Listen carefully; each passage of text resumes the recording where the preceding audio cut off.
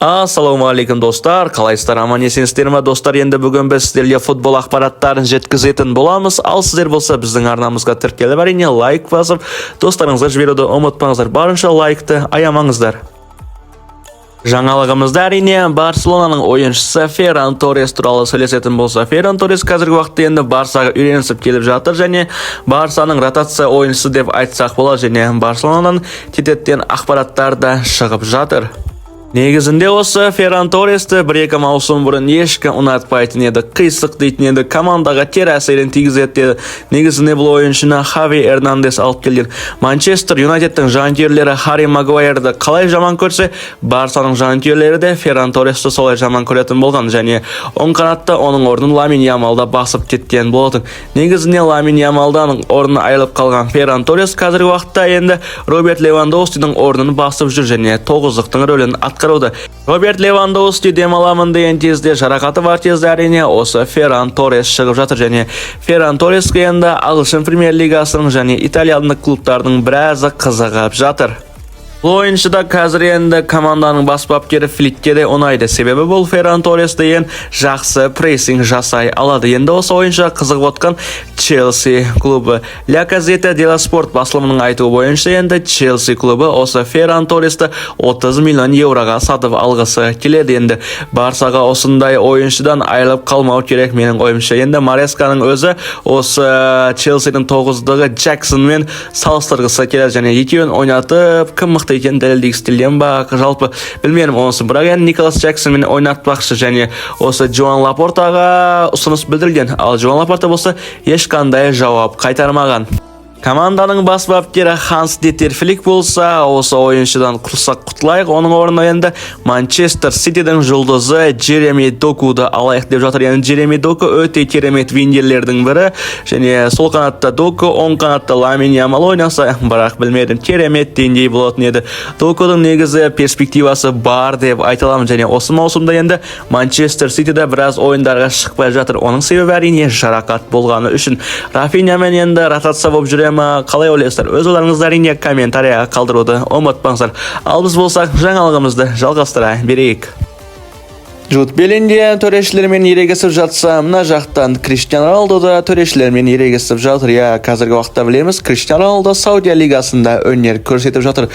Саудия лигасында біраз төрешілер қателік жіберетін сияқты ма, әлде Криштиану Роналдуның жүйкесі жұқарып жүр ма, қалай жалпы?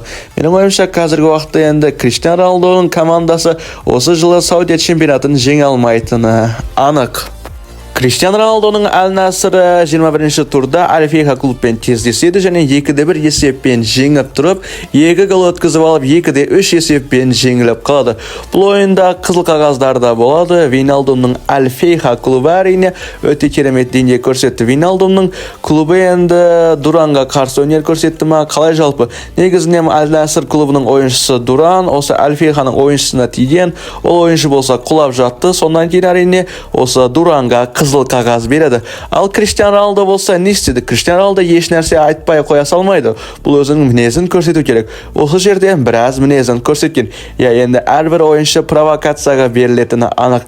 Енді командаңда бір ойыншы қызыл қағаз алса, бәрібір өзіңнің наразылығыңды білдіруің тиіс деп ойлаймын. Енді Криштиану Роналдуға сәттілік тілеп қаламыз. Енді Саудия лигасында біраз дейін чемпион болмаса да, әйтеуір енді 1000 голға дейін жетіп бара жатыр.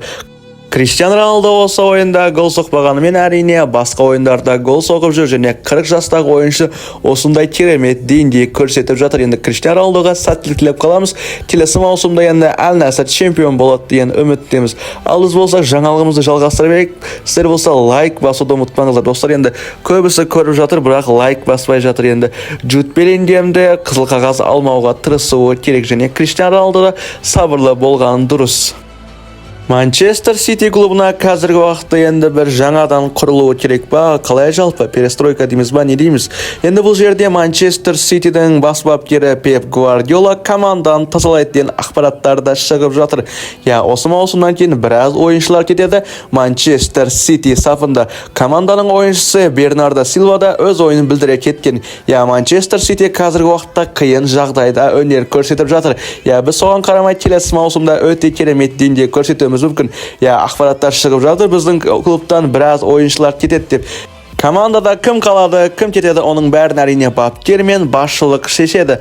Ал біз болсақ не істейміз, әрине қолымыздан келгенше командаға пайдамызды тигізуіміз керек деді Бернардо Силва. Енді командадан Эдерсон, Стоунс, Ковачич, тағы да Гюндоган, Кевин Де Брюйне, тағы кім бар? Грилиште кететтен ақпараттар да бар. Уэлтерде кететтен ақпараттар бар. Негізінде осы Эдерсон топ вратар деп айта алмаймын. Бұрыннан маған осы ұнамайтын еді.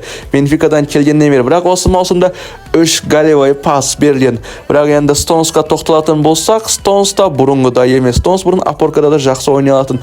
Ал енді Ковачичқа тоқталсақ, Ковач допты жақсы ұстай алғанымен жылдамдығы аз ойыншы. Манчестер Сити қарымта шабуылмен өнер көрсеткен екен.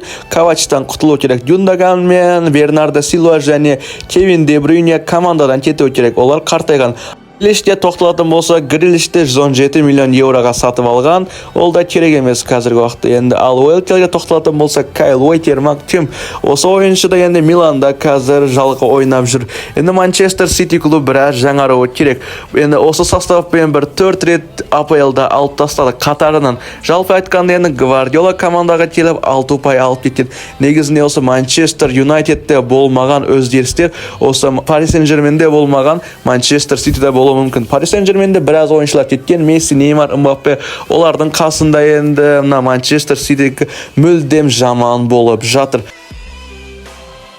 Қазір байқап жатсаңыздар, ағылшын премьер лигасының топ клубтарының бапкерлері жақсы емес. Мысалға әрине өзіміз қазіргіні айтып отқан Манчестер Сити.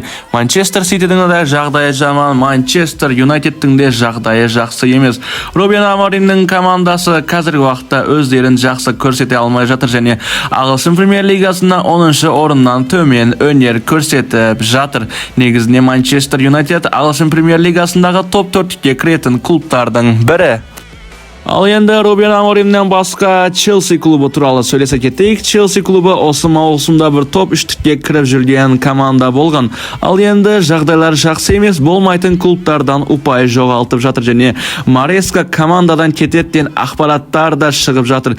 Негізінде менің ойымша, осы маусым біткенге дейін Мареска командадан құлмауы керек және ойыншылармен де қазір жақсы жұмыс істеп жатыр. Енді басында ұпайлар жинап келді және соңғы ойындарда ұпайларын жоғалтып жатыр және Марескаға біраз мүмкіндік берген жөн сияқты. Әрбір енді Мареска командадан құлатын болса, кімді алып келеді деп ойлап жатсаңыздар, Челси бұрынғы өзінің бапкері осы Маурисио Почеттиноны әкелгісі келіп отыр. Енді Маурисио Почеттино клубта біраз өнер көрсетіп кеткен. Бірақ енді қазір Маурисио Почеттино осы ойыншылармен жұмыс істей ала ма, жұмыс істей алмай ма білмейміз. Ал мына жақтағы Тоттенхэм клубы туралы айтатын болсақ, Тоттенхэм клубы бір осы Манчестер Юнайтедпен жарысып жатқан сияқты. Кім жоғарырақ осы маусымды аяқтайды деп. Тоттенхэмнің клубының бас бапкері Постегоглуның жағдайы нашар және осы маусымда клуб кететін болса, оның орнына Карло Анчелотти да келгісі келіп жатыр. Карло Анчелотти болса, осы маусымнан кейін Реалдан кететін ақпараттар шығып жатыр. Енді Анчелотти келмейтін болса, Мунттың бас бапкері Андониді алғысы келеді. Негізінде бір естеріңізде болса, Дезерби деген бапкер бар. Оған да топ клубтар қызыққан. Ол болса Манчестер Ситиді, Манчестер Юнайтедті таңдамай әрине Марсель клубына кетіп қалған болатын. Негізінде осы ойыншыны алып келсе қалай болады? Өз ойларыңызды әрине комментарияға қалдыруды ұмытпаңыздар. Сары дүлдүл Эрлинг Холланд. Эрлинг Холланд әлемдегі ең мықты тоғыздықтардың бірі. Бірақ енді бұл Эрлинг Холланд Манчестер Ситиден кеткісі келеді. Гвардиоланың қолынан кеткісі келе ма? Қалай жалпы? Негізінде 2034 жылға дейін келісім шарты бар. Енді 10 жылға дейін созып тастаған. Енді 10 жылға дейін созып тастаған болса да, енді Ливерпульдің қазіргі уақыттағы ойынын көтере алмай жатыр ма? Қалай ойлайсыздар? Манчестер Ситиде Эрлинг Холланд келгелі бері негізінде ағылшын премьер лигасында да, чемпиондар лигасында жақсы өнер көрсеткен және чемпиондар лигасында 1-8-ге дейін шыға алмады және чемпиондар лигасында 1-8 ойында негізі құрамынан алаңға шыққан жоқ. Енді бір осы жерде бір жарақат болды деген ақпараттарда бар. Енді Эрлинг Холланд енді сонымен енді чемпиондар лигасында өнер көрсеткісі келіп енді Манчестер Ситиден кетпекші екен. Енді Манчестер Сити клубда сатса болады енді 2034 жылға дейін осы жарамды келісім шарты бар ойыншыны. Енді бұл ойыншыны Джоан Лапорта қосқысы келеді. Джоан Лапорта қай ақшасына қосқысы келеді? Негізіне осы Неймарды қосат деді, Холландты қосат деді. Еш нәрсе істеген жоқ Джоан Лапорта. Енді Эрлинг Холландтен Реал Мадридқа барады деп жатыр. Реал Мадридта не істейді бұл көкем деймді енді. Мбаппе бар, Винисиус бар, Родриго бар. Негізіне осы Винисиусты сатып жіберіп, оның орнына осы Холландты алғысы келеді деп. Негізіне бұл да жақсы вариант сияқты ма? Қалай ойлайсыздар? Мбаппе сол қанатта, Холланд ортада, Родриго болса оң қанатта өнер көрсетеді.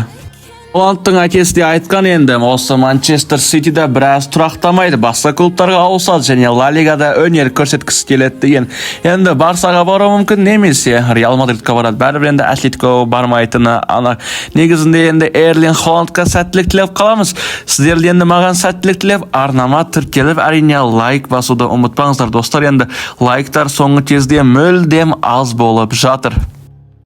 Ал достар, біздің жаңалығымыз осы. Арнамызға тіркеліп, лайк басып, достарыңызға жіберуді ұмытпаңыздар. Достар, енді біздің арнамызға тіркеліп қойыңыздар. Жақында жаңа топ видео форматтар шығатын болады.